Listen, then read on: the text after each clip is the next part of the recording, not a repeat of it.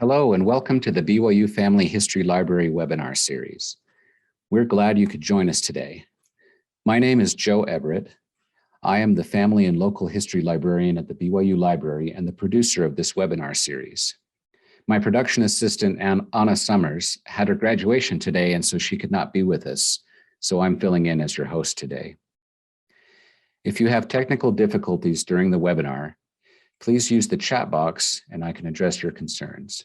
You are welcome to use the chat box during the webinar for comments, insights, and questions. However, all questions will be addressed at the end of the presentation. Our next webinar is on April 28th with Catherine Grant on helping others learn to love and do family history. If you would like to access a previous webinar, please visit our webinar index on our website or search on our YouTube channel. All of our webinars are recorded and uploaded by the following Monday for your convenience. We also post links to recordings and other updates on our Facebook and Twitter accounts.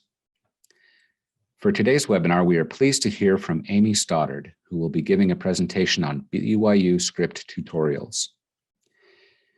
Amy Stoddard is a recent graduate of the BYU Family History program. Her focus has been on paleography, especially in the German, Russian, and English languages. She did an internship at the Bethel College in North Newton, Kansas, translating a 320-page Mennonite church book from the 1800s. She also loves working with DNA and has worked extensively with colonial American documents, researching her own family. All right, Amy, if you're ready, we'll turn the time over to you. Thank you, Professor Everett. Let me share my screen.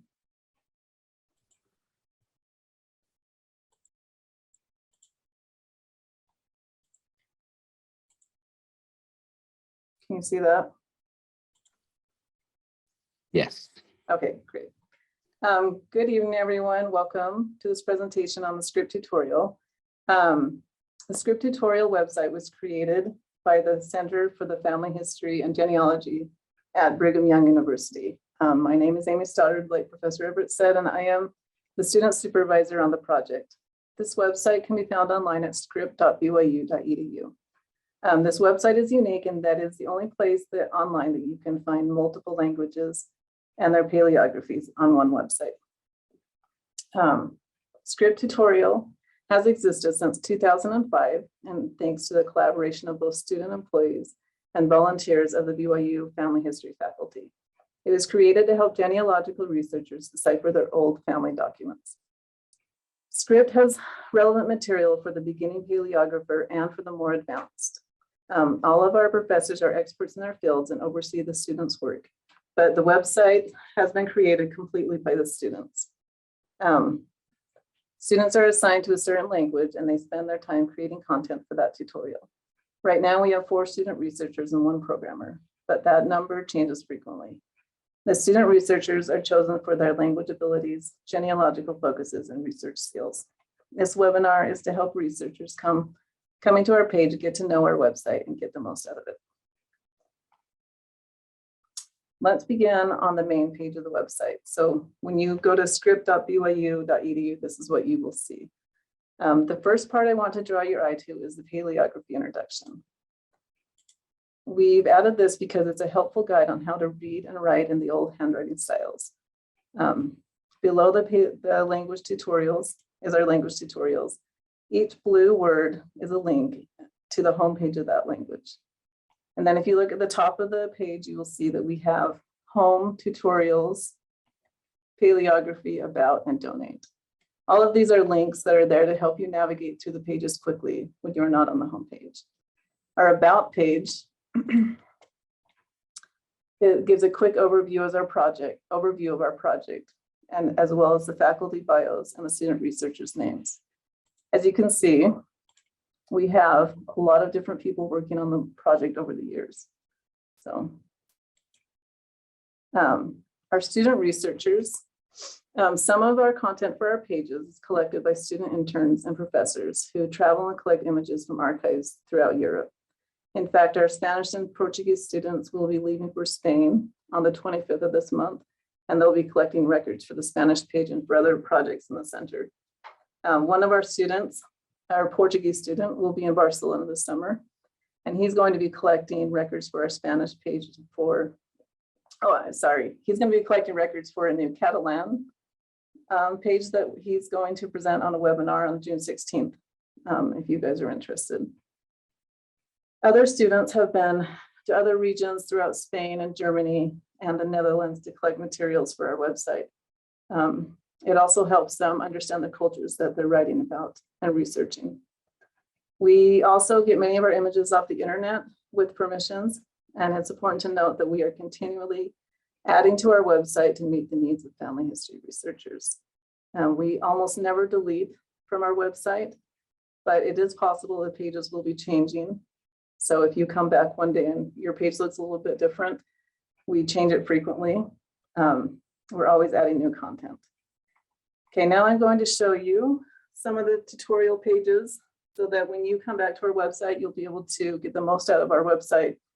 And we will start with the paleography tutorial. Paleography tutorial is an important page because it was created for the very beginner. Those who have never studied old handwriting before, but it's also really helpful for those who want to become more of an expert. This tutorial can be as simple or as in-depth as you need it to be for your research goals. This page is designed to be a building block to all the other paleography pages. Most of the language tutorials assume that you have a beginner's knowledge of basic paleography. So that's why this page was created. For instance, on the reading the documents page here, you can see it gives you tips on how to read paleography, like the different kinds of ascenders and descenders, and like what you're going to see when you get into real documents. The tools and materials underneath it right here will teach you everything you will need to know to write with a quill pen. And that might seem a little silly, but writing with a quill pen is actually really helpful when you're learning paleography. It's helpful to understand how the scribes had to write with their pens, especially when you're working on older or difficult documents where the handwriting is really hard to read. So also when we use both our visual and our tactile at the same time, tactile senses at the same time, then it helps our brains understand what we're seeing on the page when we're looking at difficult documents. Another one we have is our writing practice page. On this page, there's little videos on each of the different kind of minims and how they will show you how the quill pen had to write, because quill pens don't write the same way as our pens do today. So, and under the additional resources here, we have a lot of different websites. We have useful books and different softwares that will help you with your paleography research. So, and then to get back home, you can always click on this button up here. So we're going to go back to the home page, and I'll talk to you a little bit about the language tutorials. Okay, so on the language tutorials, you'll remember that they're located down here at the bottom of the page. You can always access them from anywhere on the website by clicking on this tutorials button on top of the page. And then when you click on that button, you will get a drop-down menu that will list all the different tutorials we have. And then you just have to click on this one.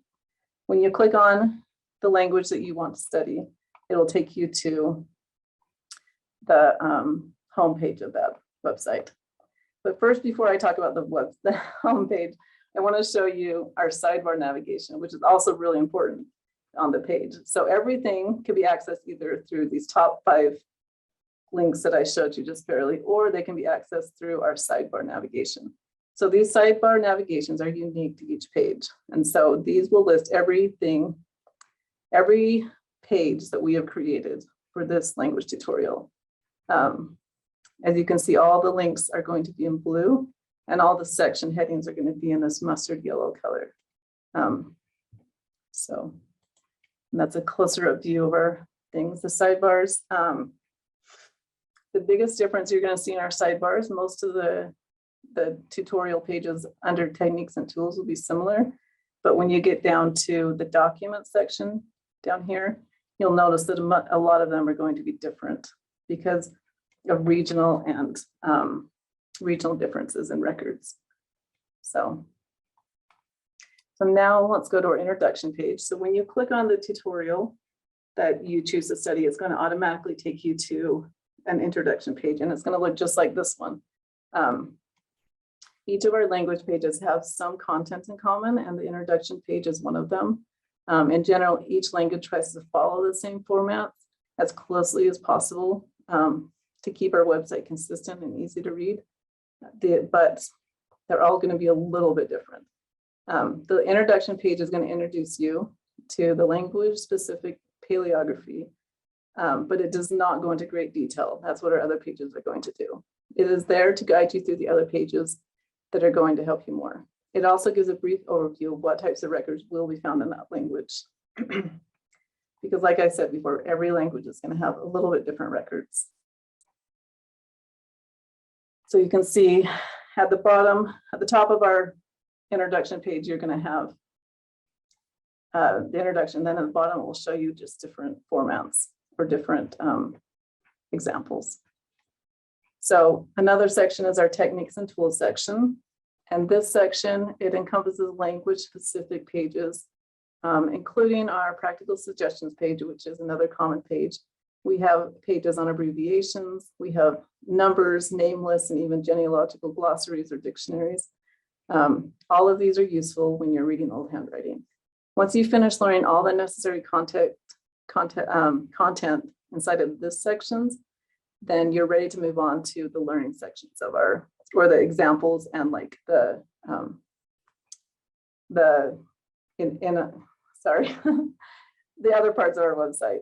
So the English, German, and Spanish websites are going to be unique because they have interactive exercises. That's what I was trying to say. Once you learn that, the interactive exercises are there to like cement your learning and help you like really understand what you're reading when you get into real documents. Okay, so I'm going to show you some of the pages we have under the techniques and tools. If you can notice right here that some of these are a little bit different still. Some of it's because we haven't added the content, and also some of it's because we don't have content for that language. So they're all going to be a little bit unique. One page that's always going to be on every page, and it's our common page, is called our practical suggestions. This is a pretty similar page throughout the website, and it's just a little bit language specific and script specific. This is going to give you specific examples and links for our language, and it's also going to have research suggestions from experts that work in that language. So in this language, this is our Spanish page, and we have expert Maria Elena Bibriska, and she's a Spanish expert. So she's giving her advice on how to research in Spain or Spanish language. If you want to study multiple languages, if your research takes you in different languages, this page, the practical suggestions, and the introduction page are the two you want to read first on each of those languages that you want to study. So we also have a language page. This language page is going to be unique because the languages are unique. Our language page gives a brief history of when and where the language originated. It also gives a history of when and how the language has changed over time and the little nuances of each language. There are also maps showing like where people of that language speak that dialect or where they've migrated. And this is going to be, of course, page specific. This is our Dutch map, and it shows some of the Dutch language, where Dutch language can be found or where you'll find Dutch records. On our language, on our Italian page, they have a region-specific dialect map, and that's going to be unique to the Italian page. Again, and then it also shows on the Italian page, it has examples of words in different dialects. And that's a really unique part because not every country has the need for multiple dialects. And so if you're studying Italian, this would be a great page to understand fully before you move on. Another common page we have that we feel is really important is a name page. Every page has currently a surname and a given name page, or they will in the near future. So each name page, of course, will be different because names are different. And we include these because it's helpful when you're reading your family history documents to compare what you think a name says to what it could be. Some languages, such as in German, I'll show you an example, use occupations or descriptive nouns or geographical place names as surnames. And so it's helpful to have a list nearby to make sure that you're reading the right word as the last name instead of like his occupation or a place. Luckily in German, usually the last names are underlined, but not always. And then as you can see from this name, the person's last name is Hoher, which also means higher in German. And so that is kind of confusing. And so you can pull up our name page on script tutorial.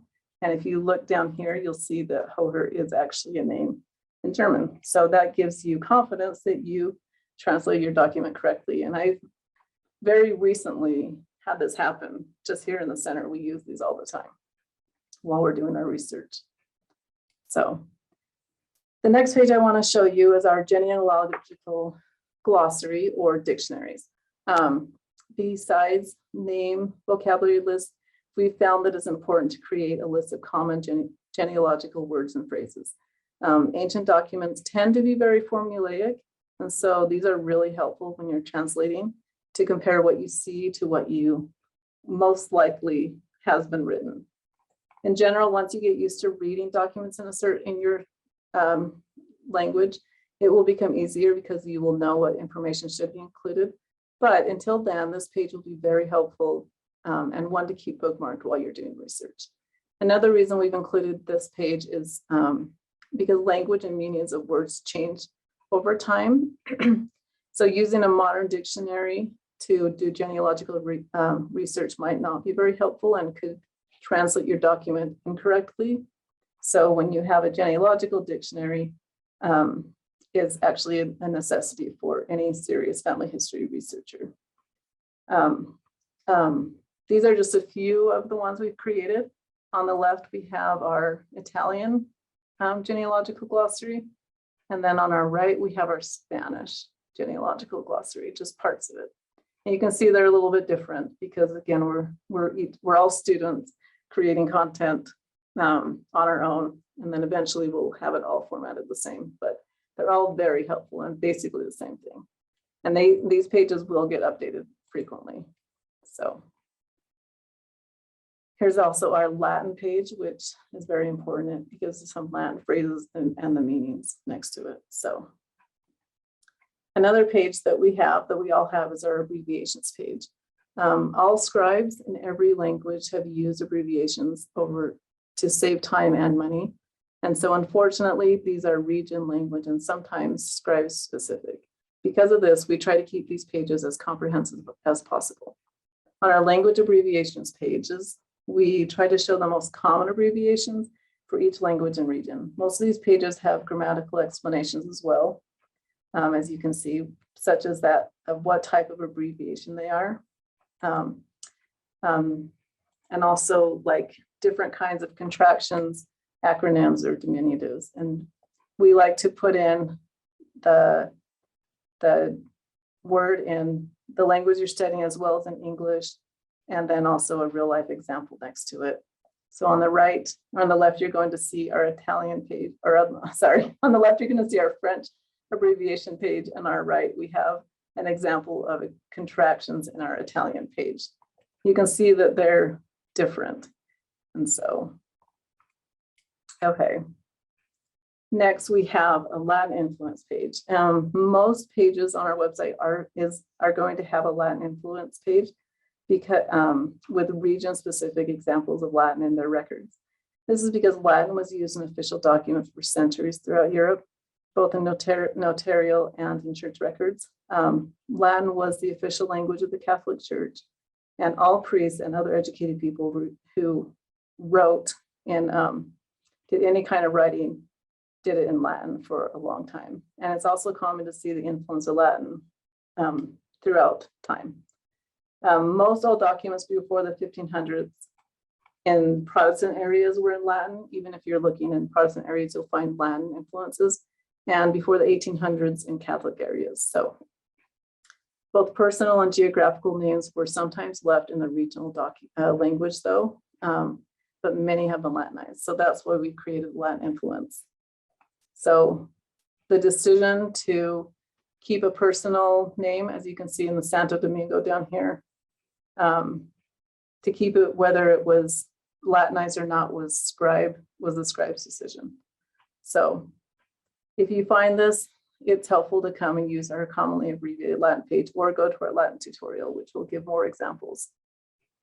This page on the left is our Portuguese page.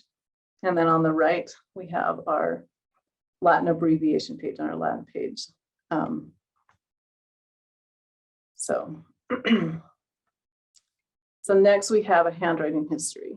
The handwriting history pages are similar to our language pages, except they explain the history of the handwriting or script and not the language. Many countries or languages went through multiple scripts, different letter forms, and even changing alphabets over time. It's necessary to know each different script and when they began. As you can see, one of the students found this amazing map of Spain. Not all of our language pages, however, have this technology, but it's pretty cool. As you become more experienced with reading ancient documents, you will see that there are similarities between the different scripts, but until then, we've added alphabet charts to help. So on our alphabet charts page, the alphabet charts include extensive detailed alphabet charts for every letter across time. For instance, this is an English script called Courthand and was used from the Middle Ages into the mid-1700s. This next image is an English secretary hand and began in the late Middle Ages until the 18th century. Secretary hand was replaced by italic hand, and that was created in the 18th century and helped writers to write faster. Notice though that it's not exactly like our English cursive, even though we can probably all read it. There are some examples of the long S's they use, and their spelling's a little bit different. Finally, there's the English round hand. And this is the cursive that English speakers use today. The other languages, this is our English page, but all the other languages will have the same kind of examples and explanations. So I want to talk about grammar. We're not a language learning website, but we do have basic grammar for some of our harder languages like Latin, and I believe we will for Russian as well.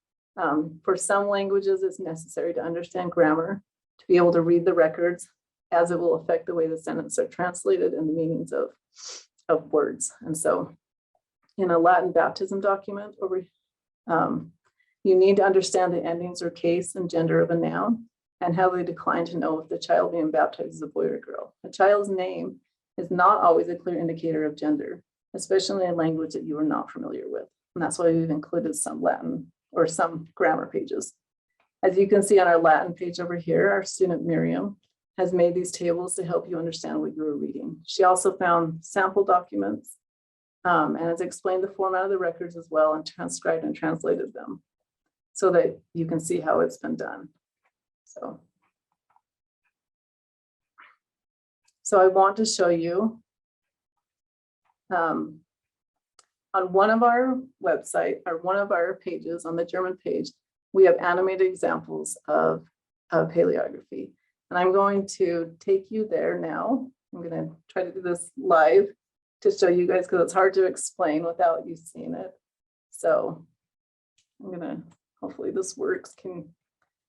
Hopefully you can all see this. So this is our alphabet examples on our German page. And as you can see, these animations go through exactly how a scribe would have written with his quill pen. These are the crown jewels of our website. We haven't been able to reproduce them, but we're trying to reproduce them on other pages. I've included a link on to this page in your handout. By understanding the process of writing all letters, it's going to become easier to decipher the confusing letters on handwritten documents. And so these animations are actually not just for German researchers, because all scribes use the same pen. Then all of these are a great way to look and see how the pen would have been used for a language if you don't want to buy your own quill pen and learn yourself. So this interactive tutorial is great to use in combination with our paleography tutorial that I previously explained. All right, I'm going to take you back to that presentation, hopefully. So let's do that. All right, we also have other interactive exercises on our page, but they don't have that much interaction. This shows an example of an interactive exercise on the English tutorial. As you can see, you're given an old document and then you're able to transcribe it within the text box down here. While you type, the letters will appear. And then if you make a mistake, they're going to turn red. But you don't have to worry because you can always backspace and try again. So it's not, you can keep trying until you get it right. And this is an excellent tool to practice and become more familiar with the old handwriting. Since, as I've said before, the handwriting and scripts have changed over time. Another way that we've used to practice reading old documents is by looking at them alongside a transcription and a translation. As I've mentioned, each language tutorial has different types of records for you to look at and see real examples of the handwriting. But our goal is to have a record example for each time period and each different script that we've encountered. We have tried to include the most relevant document types for each language, but all of the languages are going to have a birth, marriage, and death records, both civil and in church records. So, but besides birth, marriage, and death, the different kinds of records will vary a lot between countries and regions. Our document page, because of this, will be one of our most unique pages on the website. It's going to be hard to compare them with other languages. But as I mentioned before, most regions of the language have formulaic records. You can see in this red box right here that the student has given you what the formula most likely will be for you to help when you're researching. Also on these pages will be links to documents that have been transcribed. And you can see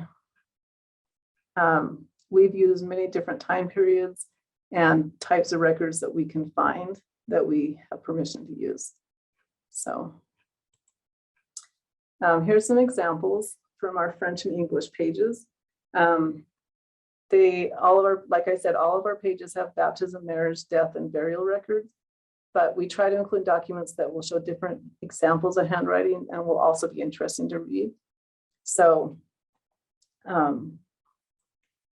in England and France, there tended to be a lot of court records and civil records on top of parish records. And so you can see here we have included an explanation of notarial records for France, as well as we will in the future have some documents transcribed for that. And then over here we have some manor records for English and also deed records. So we also, another example of our Spanish, Portuguese, and German records. Spanish and Portuguese records had both civil and parish records, but the records changed over time. Before civil registration in these countries, the church created almost all their documents, even the court transcripts and wills. And so those will be included mostly in the church records. German genealogical records over here had mostly church records up until civil registration became standard in 1871. And you're not going to see many military or court records before that either.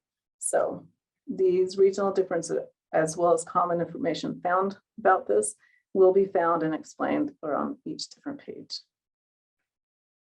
Here's an example of a Portuguese wheel, but just to show you what the transcription and translations look like.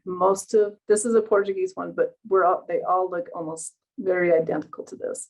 As you can see, the researcher has transcribed what he read, and then in the next line, right next to it, he's put the translation for everyone to be able to compare. You can write these down yourselves and do it if you want.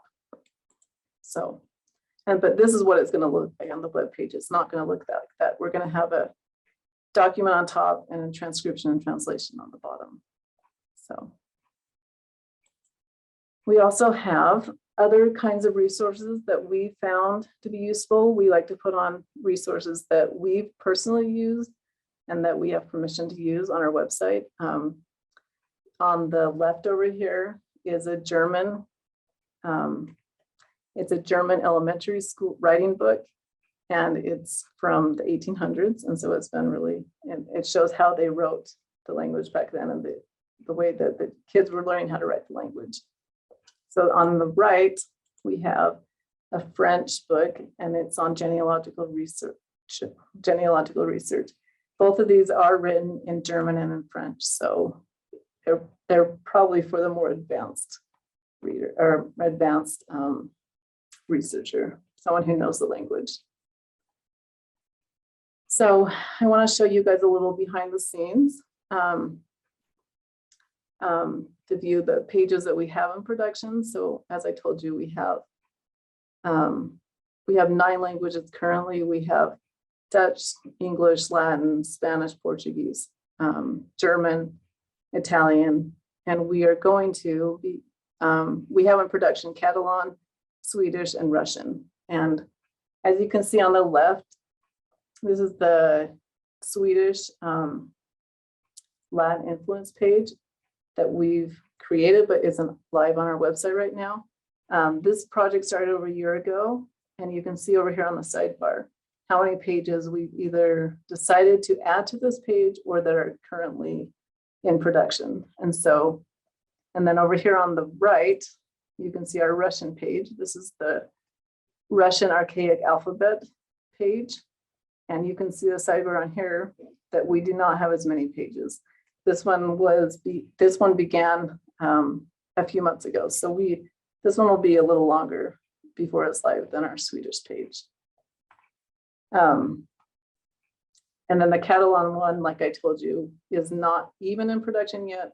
The student is going to be leaving in a few days to go to Barcelona and look for records there. So the other thing I want to show you about our website is that we have most of our languages have been transcribed into foreign languages, to their foreign language, to the vernacular language, sorry. You are currently looking at our Portuguese tutorial, and it was written in Portuguese. So we also, this is our French alphabet charts, and they're written in French. And then here's our German calendar page, and that's been written in German. So each of these tutorials have been manually translated to ensure they're correct and that they're relevant. By including this option, users can learn in their native language, or those who are trying to learn the language can learn the language for themselves by going back and forth between pages. Most of them are directly translated from our English language pages. So in conclusion, I want to thank you for watching this presentation. I hope it gives you confidence to get the most out of our website, and I hope that you will visit us at script.byu.edu. So I'm open for questions. Thank you so much, Amy, for telling us all about the Script tutorial website. If you have questions for Amy, please type them into the chat window, and I'll take some time to answer any questions that you may have. I have posted also a link to a handout that Amy has prepared. That's you should see that in the chat, and you can download that as well. We'll also add a link to that handout once we upload this webinar recording to the website. All right. Well, if there are no questions, then, oh, someone says, can hardly wait to try this. So I think that, I think there may be no questions because everyone's like, "Ooh, this is the coolest thing," and they're checking it out and starting to use it already. Hopefully. All right. Well, and hopefully you'll find that handout helpful as well. Well, thank you all for joining us this evening for this webinar, and thank you again, Amy, for presenting for us. Let's see, let me bring up my shared screen so you can see again that our next webinar, once again, is on the 28th of April, Helping Others Learn to Love and Do Family History with Catherine Grant. We'll hope you'll join us then. And a reminder that all of our webinars are recorded and uploaded to our YouTube channel, as well as to our website, fh.lib.byu.edu. And if you have any questions or comments about our webinars, please email us at the email address on your screen. Thank you again, and wish you all a very pleasant evening. Goodbye.